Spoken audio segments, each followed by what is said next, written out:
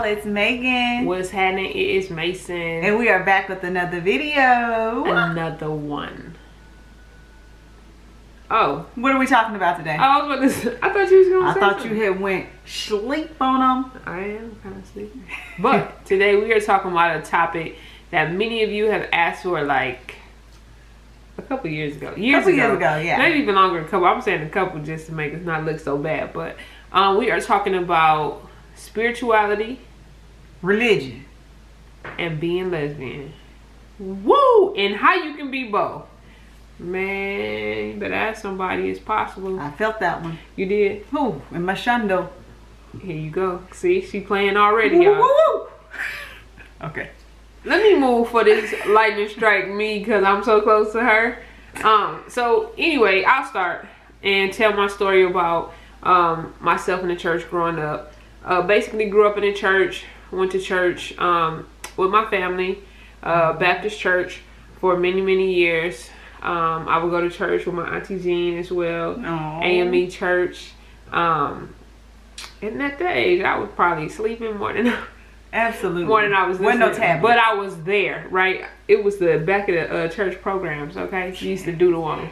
And the fans about to get all kinds of whoopings. Anyway, I hit a phase probably like junior high school where I didn't want to go to church. Not for any particular reason, nothing happened. I guess just because, you know, I was a kid. Yeah, I mean, it wasn't cool. And I wanted to stay home and like watch the watch TV, watch cartoons, like eat your cereal. Exactly. Yes. But then in high school and then on in college, I really grew closer to guys. I got older, which obviously transitioned into my adulthood.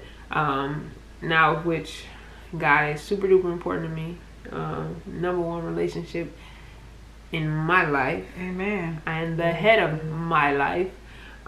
So yeah, so that's how I grew up. So I guess not necessarily Baptist, because after a while we started going to a non-denominational church. So okay, so not a particular Christian church. Religion. It was just Christian. You were just Christian. Yes. Okay.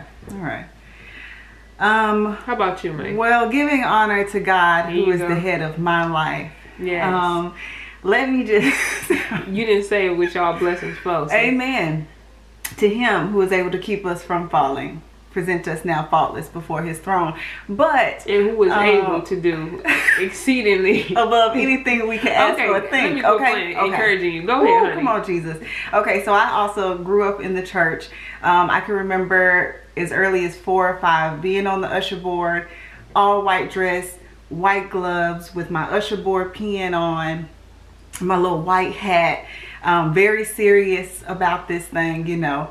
The mass choirs coming from the back of the church, marching in, sweating in their robes. Really? You know, it was real deal. I remember this. And that kind of continued through my whole life. I always went to church with my family. My parents are on the deacon and deaconess board. My dad was the president for a while, for many years. My relationship with God has always been there, but my relationship with the church was kind of strained, I think, the older I got, because once I started to realize who I was, I didn't feel good all the time being there. So while I still had a personal relationship with God, I knew that I needed to find a church home that complemented that, right? So I did go to Vacation Bible School, Sunday school, all that stuff that Thanks, you were, Mom. that you are almost forced into doing, because you don't have to do no air quotes. You were forced into going, which I think was positive in hindsight, right? I mean, the spaghetti dinners were always a plus. On top of that, a little lemon pound cake never hurt nobody, right?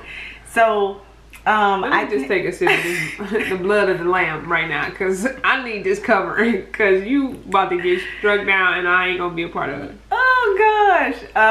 So I guess as I transitioned into adulthood, and I'll let you talk about that some too if you didn't get to, in college, my college experience was very much so the college experience. Like, I would come home to go to church on Sundays, but I don't think I was as intentional with my relationship with him Monday through Saturday.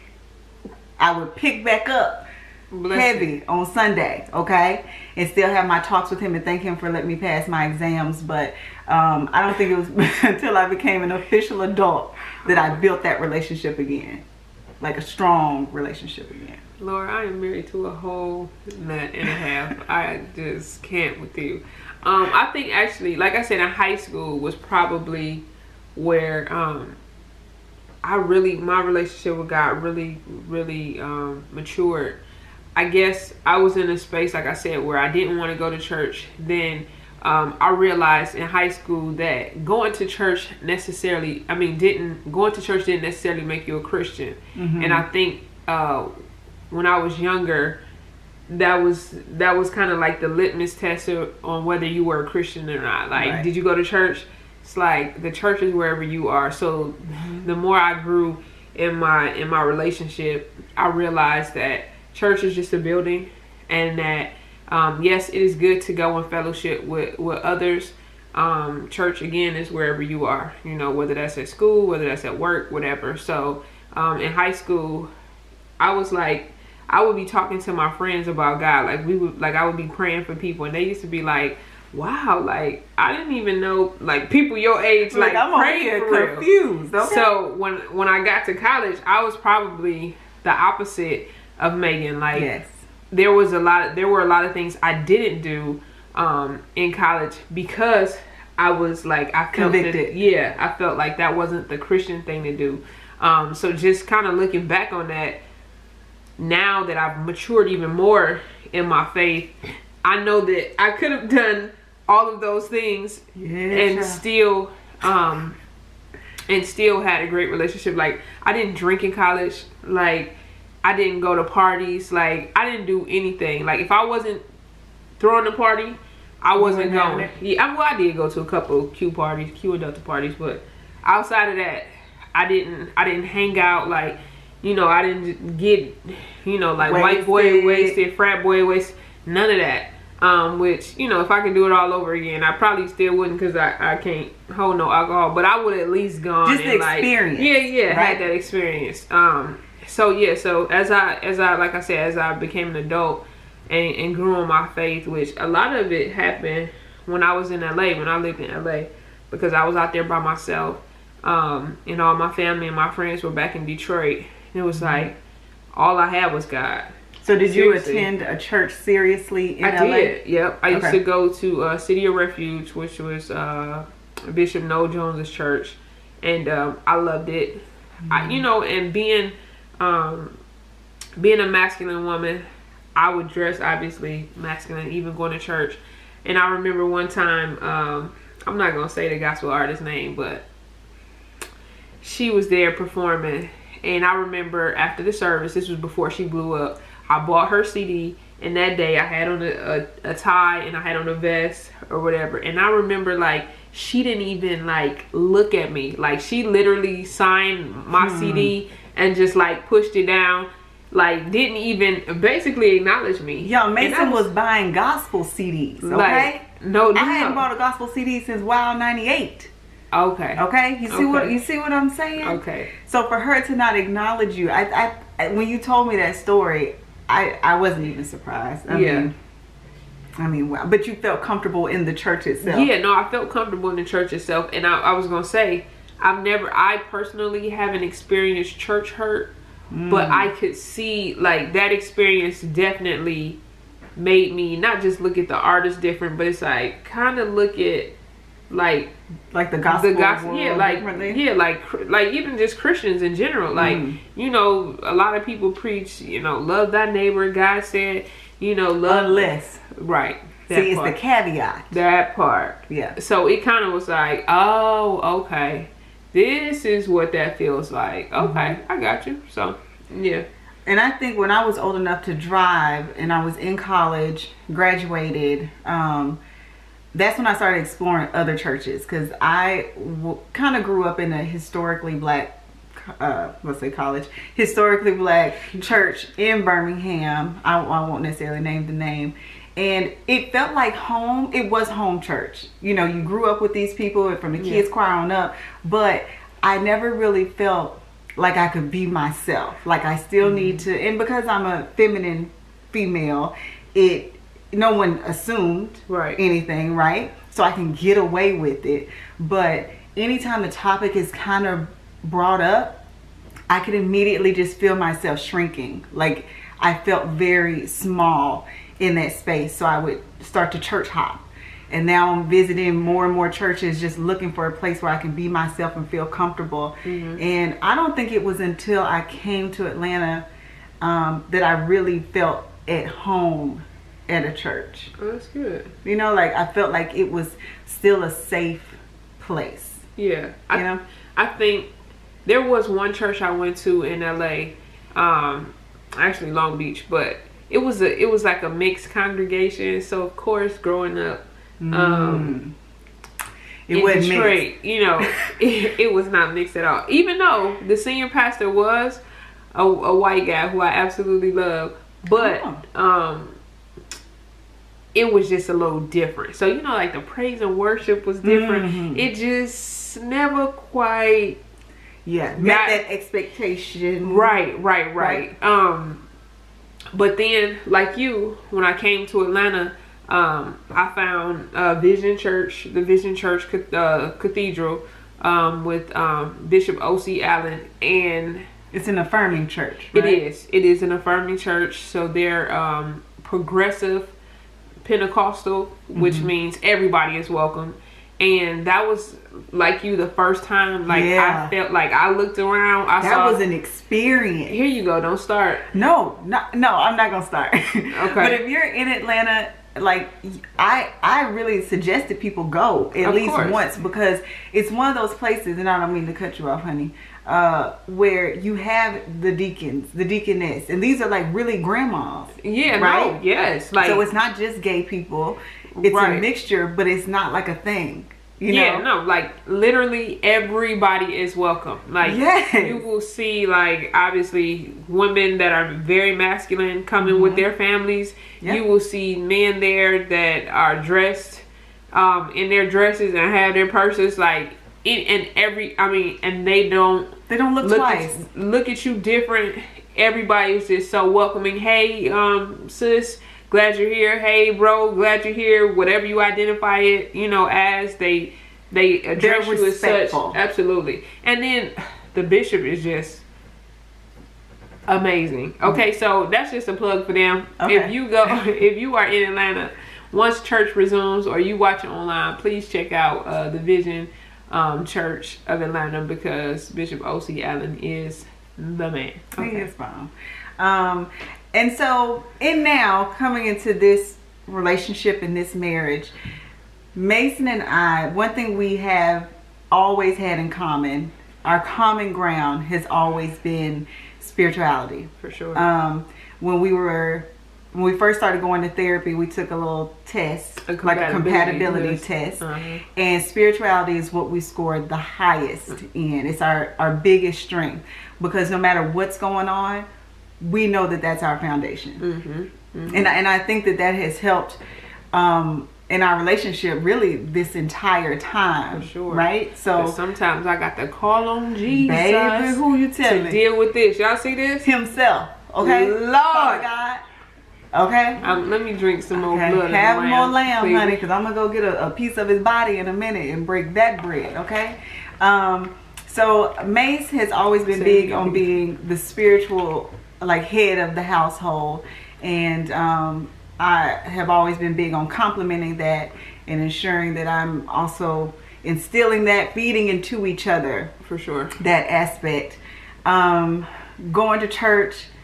So Mace actually started going to church with me. I did. I went to Visions a few times. I visited, and then I started going to House of Hope here, which is not necessarily an affirming church, just a non-denominational church here. And Mace came with me, and I think there was one time where you did feel a little uncomfortable. One of the deacons or pastor, no, it was the usher, the dude. The usher, yeah. I mean, you know, hello. Did I have on the tie? I had on the bow tie, I think. I think you did. Yeah, I had on the bow tie. I think he gave me like a look or something. And that definitely made her uncomfortable, and it made me uncomfortable because, of course, I had never experienced that, and I'm thinking, Who are you Right. to be judging somebody who's in the house? Like, I'm here. And then not only that, Pastor Smith, he's a welcoming pastor. So he preaches that to the congregation. So it was almost like, oh, you in the church, you serving, right? But now you ain't even listening to your leader. That's what I'm. So, that's a prime example of the flock not listening to the shepherd. You see what I'm saying? Because everybody you can't carry the staff too. Okay, sir. You just here to open it up. That's it. No, okay. And pick up this here cash. Okay, that's it. That's it. So we started going to that church, and now of course we're not physically going to church, but I was hoping that we could get to a place where we would attend church together, but we've always been respectful of, you need to go where you feel safe and happy, and I need to go where I feel safe and happy, where we're being fed, and then we can always come back together, which I think was kind of a compromise that was unspoken, right? But I think for me, us going together was like very important for me. Like, that's what I look forward to in being married, is that we go to church as a family and fellowship and worship together and get fed the same word, you know, so that we could talk about it later once we got home, or, you know, whatever the case may be. So although I really, really love Vision, I felt comfortable and loved House of Hope as well. So that's why I made the transition and followed my wife. Come on, God, because sometimes you do. Sometimes you have to. You know what I'm saying? You got to switch it up sometimes. And so going to church for me physically is important to me, because for me, that's the balance I need, because I will get sidetracked, especially with work. And I'm not that person who has the ability to say, okay, today I am going to sit down. I am going to read Galatians 3-6. Like, it sounds good in theory, but I need to be held accountable. And so that's what church really is to me. Now, the singing, baby, takes me in too. Okay, takes me to you got to usher it ushers you into. Yes, it does. Jesus. But for me, that was the biggest thing. Like, being fed, being held accountable. Like, I'm here, I'm focused. This is what I need. This is where I need to be. Right. And then, like, for me, even though I do enjoy going to church, I'm probably a little bit different in that I still feel like church doesn't make you a Christian. And that you can sit in the church all day long and you could be chasing skirts while you're in church, or your mind can be wandering about everything else other than what's being fed to you. But I have found, though, that in going to House of Hope before obviously COVID happened, when I was there, it felt good to go, you know, like every Sunday, or the Sundays we were able to go when we weren't working, and be fed. So yeah. So now that we have Maddie, I think the biggest thing is not forcing anything on her. Absolutely but not. Just showing her that church can be a safe place.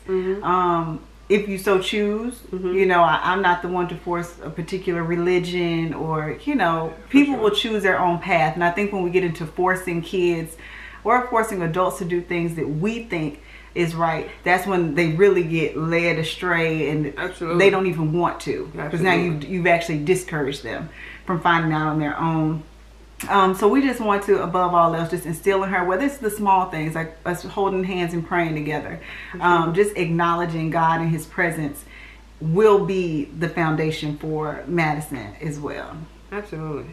Yeah. No, I mean, it just I can't even. I mean, it's just, and like you said, no pressure, nothing forced. You know, just to introduce her to it, be great examples of it. And, you know, if she so chooses to, you know, follow, you know, Christ, and wonderful. Which we pray. Yeah, we do pray. We do. I mean, that's all you can do as a parent, right? That's it. But if not, we'll still love her. Yeah, we'll support that too. So, which is probably a little bit different than our parents growing up. Yeah, which most of us, that wasn't even an option. Yeah. Okay. So, in this case, which we understand why too, you know. So I think the main point of this video was just to give the other side of church, religion, spirituality, kind of what that looks like, and if it's possible. Church hurt is real, and I never want people to think that we're saying, oh, it's all roses, you're fine, just go anyway. No. Oh, yeah. If you are somewhere where you don't feel safe, where you don't feel like you are being loved genuinely, then that's not the place that you need to be. For sure. Christ's love does not hurt. Christ's love is for everyone. There is not one person who's in church, who's watching church, who talks about church, who isn't dealing with other things. Absolutely. That's human nature. Absolutely. And God knew that when he died for our sins on that cross. That's right. We all fall short. Period.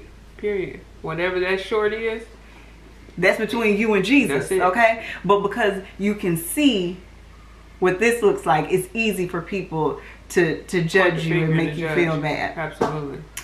But I think that's all I got.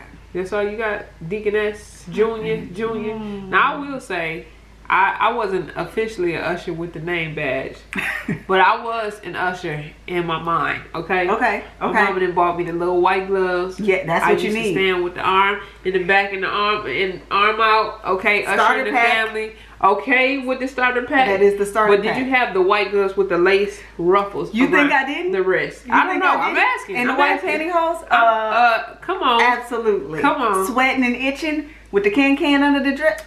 Okay. Absolutely. Just glad to be in the service. One more time. Yes, he didn't have to let me live. He didn't have to let me live. I'm glad to be in the service. One more time. Okay, let me go on before I sing Take Me to the Water. I'm gonna just take y'all out. Take me to the wall. I got the tenor part. Oh. Oh. I thought I was actually going out. Take me to the... Okay, so what we'll do is, I think that this could be a healthy discussion. And Mason and I have discussed even having this brought up on Instagram also. So if you're not following us on Instagram, please follow us on Instagram. What's your name, sweet thing? I had to think. Elite_kinks. And mine is Favored by God. And our couples is, of course, Inside the Life of M&M. But let's talk about your experiences with church, with spirituality, where you are with that kind of. Especially for for everybody, but I'm curious to hear from our LGBTQIA subscribers, like how you guys feel about going to church. Have you been accepted? Have you found a church? Are you still looking for one?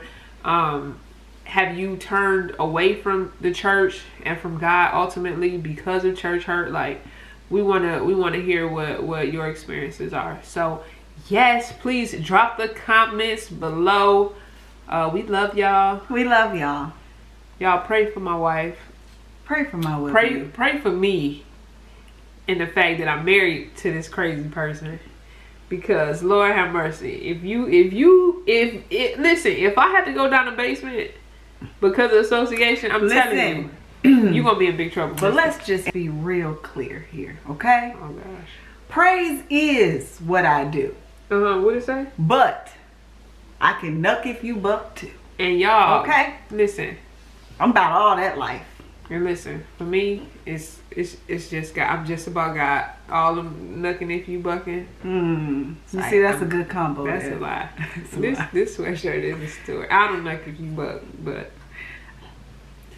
I got something for you. Alright. Anyway, y'all, thanks as always for rocking with us. We love y'all. We do love y'all. And if what you about to say? Oh, I wasn't finna say that. Oh, okay. Well, if y'all want to see more topics like this, sit down videos, y'all want us to discuss something, y'all just let us know, and we'd be more than happy to bring it to y'all. Until next time, this is gonna be a good old hallelujah. Bye. Honest to God. Hallelujah, hallelujah. We are going to see the King. Bye. Dog, you need help.